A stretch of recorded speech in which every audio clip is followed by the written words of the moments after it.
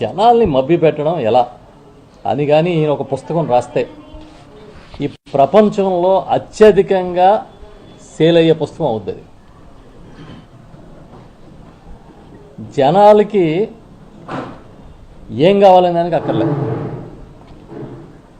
కానీ వాళ్ళని మభ్యపెట్టడంలో మాత్రం ఆయనకున్న స్కిల్స్ ఎవరికి లేవు.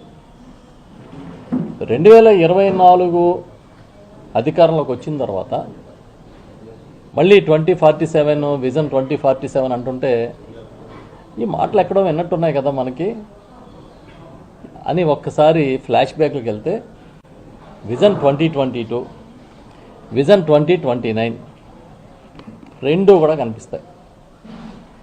విజన్ 2020 అప్పట్లో కమ్యూనిస్టులు ఈ విజన్ 2020 చూసి విజన్ 2020 చంద్రబాబు 420 అని ఒక నినాదం కూడా చేసేవారు. పూర్వం గుర్తొస్తాయి ఫ్లాష్ బ్యాక్ వెళ్తే. అప్పటి నుంచి చూసుకుంటే చంద్రబాబు నాయుడు గారి విజన్లో పెద్ద ఏం తేడా రాలే.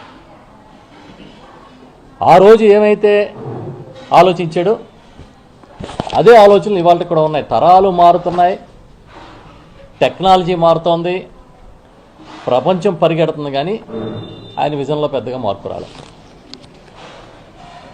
మళ్ళీ ఇప్పుడు 2047 అని చెప్పి మళ్ళీ కొత్త రాగాన్ని తీస్తే ఆ కూటమి భాగస్వాములందరూ కూడా తప్పెట్లు తాళాలు పట్టుకుని అసలు ఈయన గొప్ప నాయకుడు, 100 ఏళ్ళు జీవించి ఉండాలి, 100 ఏళ్ళు ఈ రాష్ట్రాన్ని పరిపాలించాలని మాట్లాడుతూ ఉన్నారు.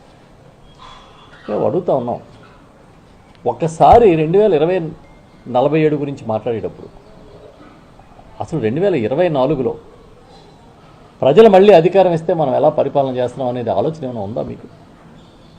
ఒకసారి సమీక్షించుకున్నారా? అసలు ప్రజలకి తక్షణ అవసరాలు ఏంటి? ప్రజలకి మనం వాళ్ళు కోరుకున్నట్టుగా సేవలు అందించగలుగుతున్నామా ఈ ప్రభుత్వంలో అని ఎప్పుడైనా ఒక్కసారి ఆలోచించారా?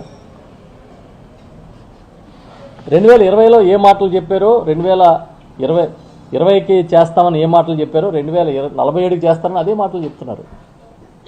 ఈ రాష్ట్రంలో అత్యధిక కాలం ముఖ్యమంత్రిగా పరిపాలన చేసింది ఎవరు అంటే చంద్రబాబు నాయుడే కదా.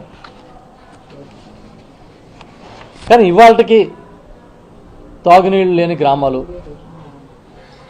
ఇవాళకి పంచాయతీ కార్యాలయాలు లేని గ్రామాలు, ఇవాళకి వైద్య సేవలు అందని గ్రామాలు, ఇవాళకి రోడ్డు సౌకర్యం లేని గ్రామాలు, ఈ రోజుకి కరెంటు ముఖం తెలియని గ్రామాలు ఉన్నాయంటే అత్యధిక కాలం ముఖ్యమంత్రిగా చేసిన చంద్రబాబు నాయుడు గారికి సిగ్గు అనిపించట్లేదా అని అడుగుతున్నాను. ఇది ఏ విజన్? ఇది ఎలాంటి విజన్? ఇది కనీస అవసరాలు తీర్చడం అనే విజనే లేకుండా ఎక్కడో సుదీర తీరాల్లో ఎండమావుల్ని చూసినట్టుగా తనే దాని ఒక భ్రమని సృష్టించి దాన్ని ప్రజల మీదకి నెట్టడం ఏమన్నా సబబుగా ఉందా?